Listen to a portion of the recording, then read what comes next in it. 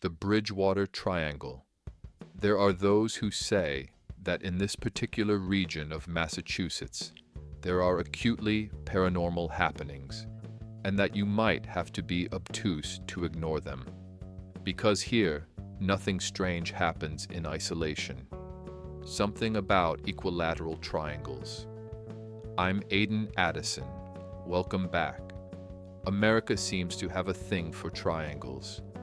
Vast geometric zones of mystery.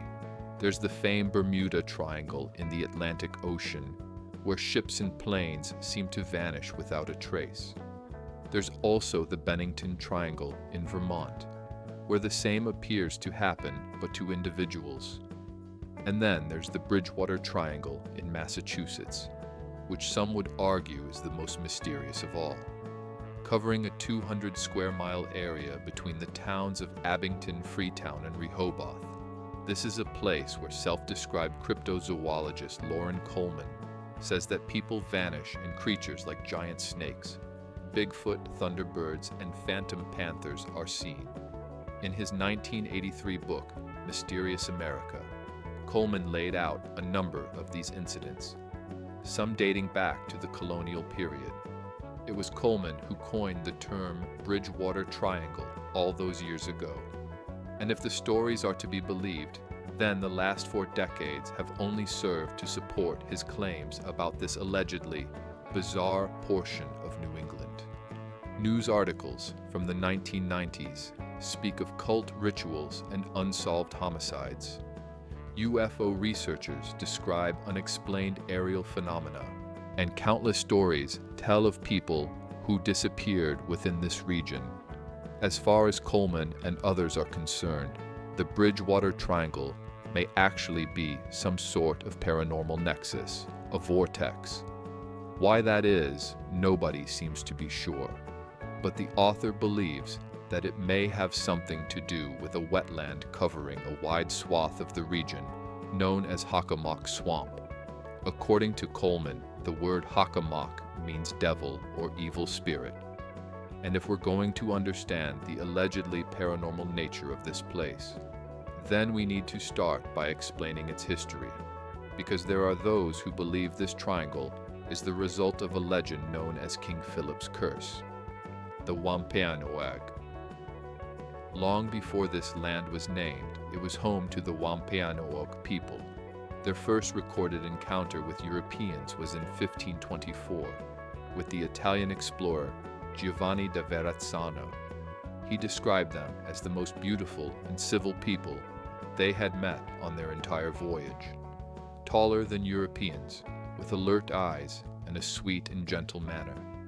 They were sophisticated people, skilled in agriculture, medicine, and governance. They lived in harmony with the land, their semi-nomadic lifestyle taking them from the coast to the interior with the seasons. For a time, this relationship with newcomers was one of curiosity and trade, but that would not last. The seeds of future conflict were sown in misunderstandings over land, culture, and faith. The Wampanoag's world was about to be shattered, and the consequences would forever stain the land. The curse of King Philip. Tensions between the Wampanoag and the English colonists reached a breaking point in 1675. The spark was the murder of a Christianized native, John Sassamon, who had warned the colonists of an impending attack. 3 of Metacom's men were arrested, tried by an English court, and hanged. War was inevitable. What followed was King Philip's War, a short, brutal, and bloody conflict that remains per capita the deadliest war in American history. Thousands were killed on both sides. It was a desperate last stand for the soul of a land.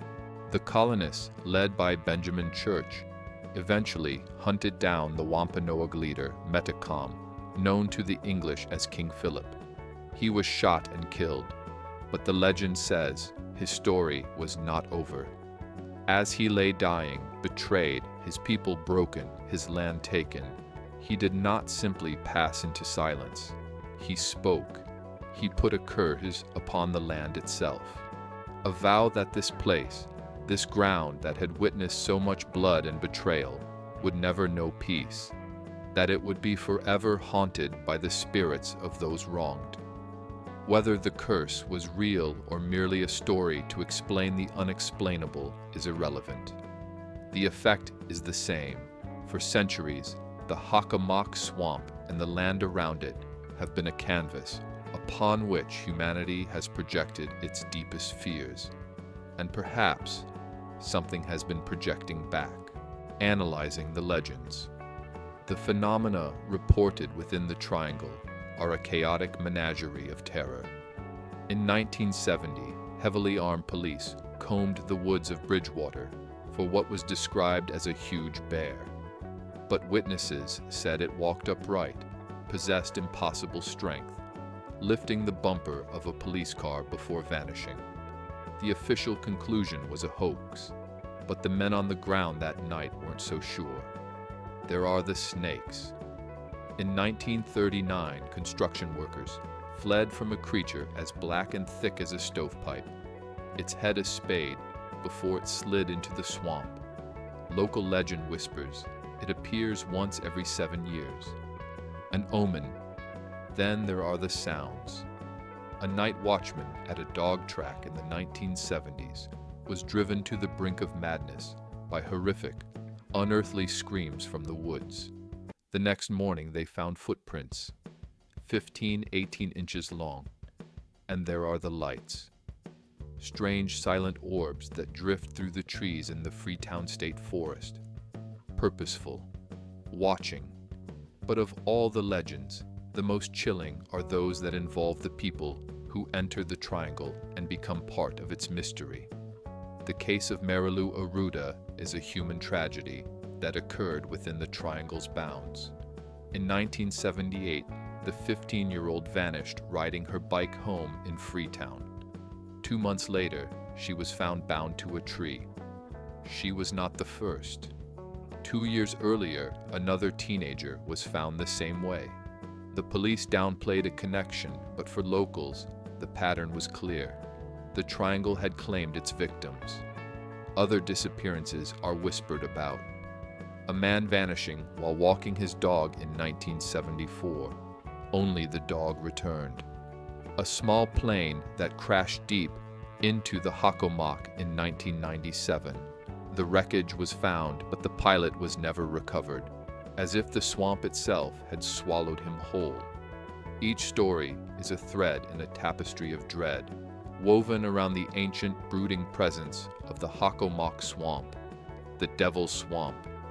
Is it a cursed place? A place where the barrier between our world and another is tissue paper thin? Or is it merely a mirror, reflecting back the darkness we bring into it? Our fear, our violence, our history.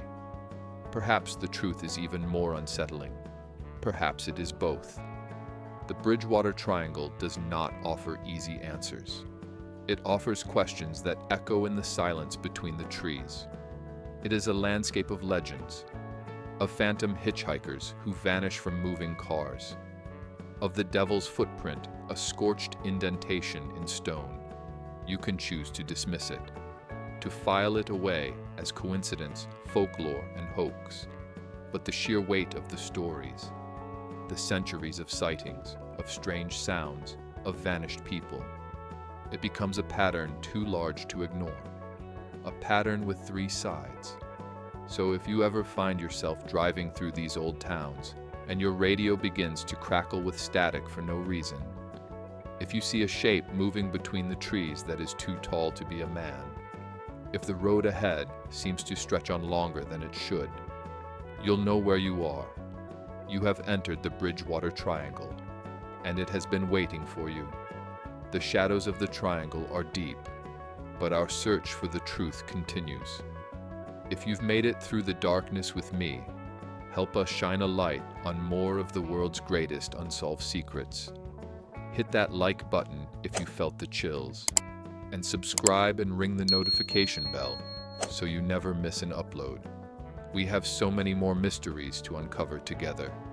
Until next time, stay curious, and maybe stay out of the woods.